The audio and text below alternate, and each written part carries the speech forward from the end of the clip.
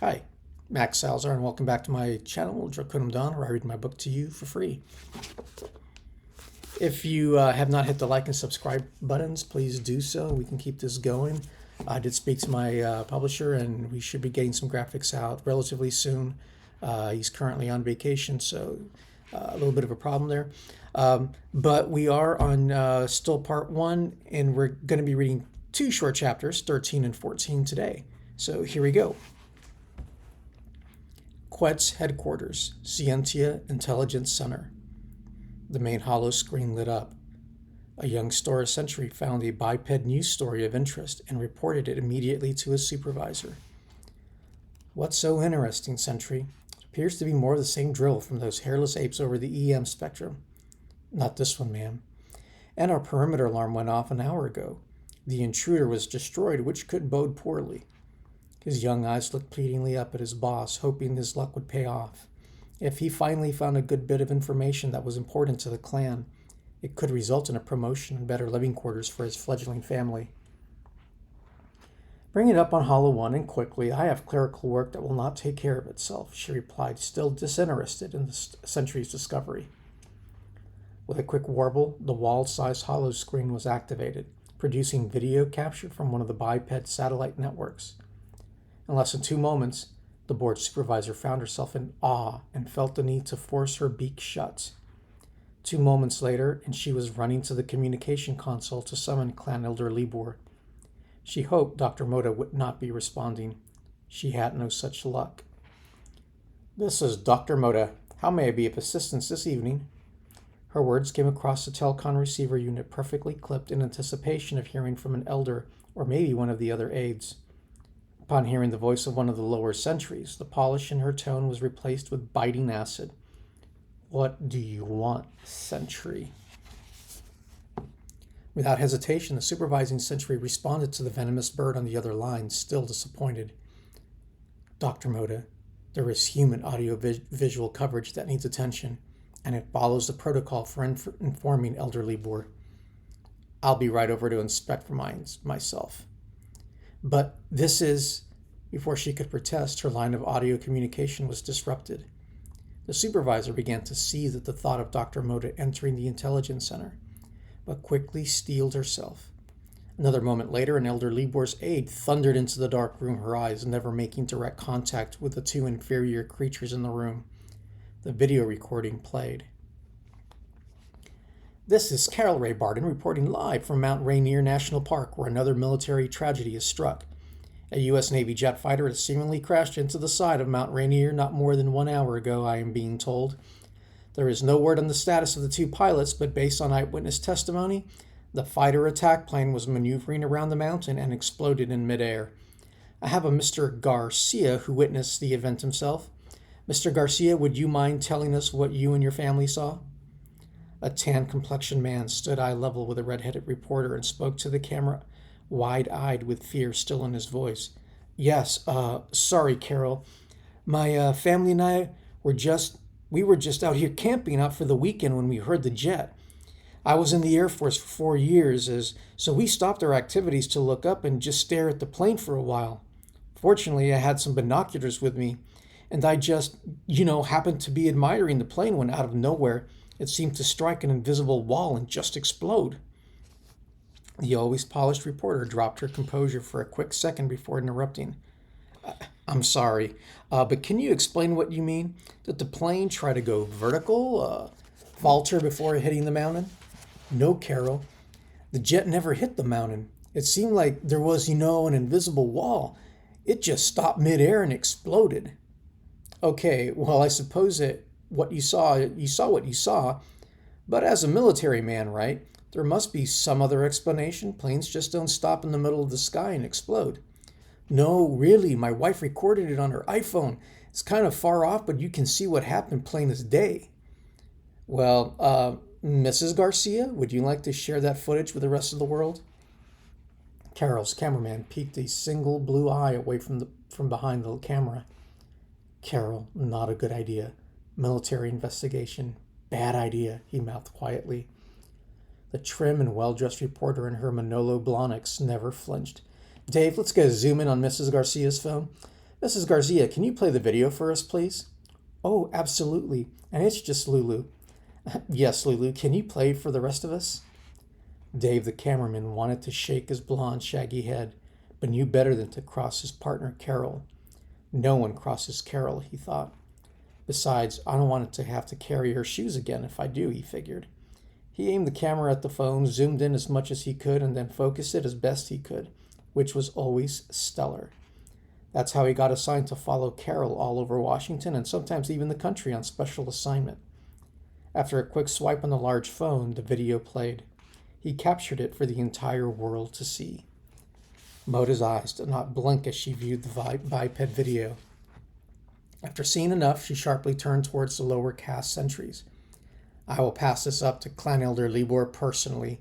You will not disseminate this, mention it to anyone, or even discuss it amongst yourselves. Consider this classified at the highest level. Understood? It was more of a threat than a question. The two sentries did not miss her tone. She bored her sight directly into the supervisor's eyes. And you. If you would like to see your life improved, you will oversee all activities with regards to this story and report directly to me, and only me. Oh, and make sure none of your subordinates open their beaks about this. Now she thought, I have something to help me take the seat of Elder of Scientia Clan for myself. With a lack and a lot of manipulation, the chancellorship, the chancellorship could be mine as well. Information is power. Chapter 14. Aquila. A bright orange flame morphed into dark hues of red as the raging fire in the sky sank beyond the distant horizon. Occasionally, a shimmer from the light-bending field made Stell dance briefly. The two friends sat by each other, giggling in a way that is familiar only amongst the young of heart. Aquila reminisced about the days of her own youth and the time she spent with her special friend, the friend who would grow into her lover. Her back to the wall and with two other hand-picked sentries guarding her flanks, she was able to focus her attention solely on the two young birds. Her primary concern, however, was focused on keeping the male's talons off her ward, should he get too comfortable. Sax, at the age of 17, was nearly 3 Stell rotations older than Kira, but he was the son of an allied clan who possessed a sweet disposition. Unfortunately for Kira, her recent ascendance to the seat of Supreme Chancellor meant constant supervision. Chances could not be taken despite Elder Wald's protestations that two younglings should spend some time alone together so that Kira could maintain some semblance of her youth. She has been through too much too soon, he argued. Aquila felt otherwise. The two teens sat together for an hour every other night, time permitted, and enjoyed another's company, reminiscing about their hatchling days, laughing and running around without a care in the world. When they were younger, Kira and Sax were two of only a handful of children in the Quet's headquarters, and as such were left to do as they pleased. It did not hurt that they came from elder families, those of royal lineage. All areas of the caverns were their playground, and their presence was surely felt when they each romped about. The lights that emanated from the bipedal city below them reached their eyes now that Stell was settled, and painted their bodies with deep blues and violets. They sat in silence, each to their own thoughts, but still connected slightly by touch, his left and her right wing. A gentle but crisp breeze kissed the plumage on their faces. Kira leaned into Sax. I miss my mother, she softly clucked. I know you do. Whatever you need, just ask. I'll be there for you. Sax kept his eyes trained towards the city, entranced by the magic of the many colors of light that shone up at them, but gently rested his head upon hers. Kira responded in kind. The name of Mother made Aquila both cringe and feel empathy towards Kira. Despite the bitterness she had harbored since her hatching, the powers of love and sympathy won her over. She loved the young Supreme Chancellor with all of her being, but could not help wanting to turn away from her from time to time.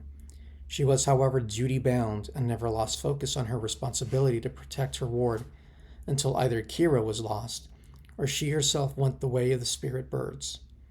A juvenile laugh silenced her thoughts. Ha ha, Kira laughed out. You are so funny. The two birds rolled about, pushing one another around gently, Kira pushing more forcefully than Sax, both of them tipping over onto their backs. I'm funny, but you're funny looking, he blurted out. Whatever, you yellow feather. You look like a biped's butt. They both roared out loud, still lying on their backs, their taloned feet kicking in the air.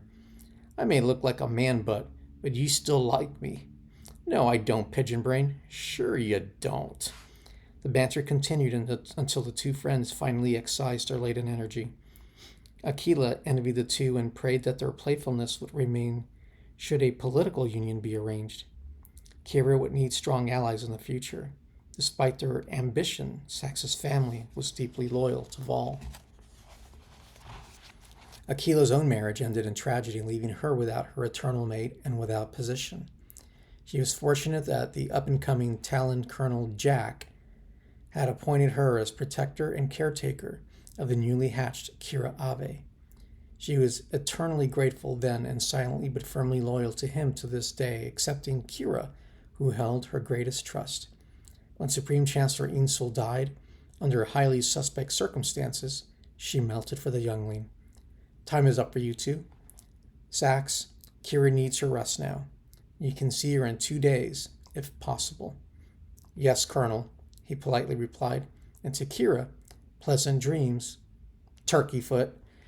You know you like me, weasel face, she retorted before elbowing his side with a bony wing, sending him yowling and laughing his way past the 2 sentries. Okay, that ends the episode for this week. Again, if you happen to please click the like and subscribe buttons. All right, have a good one.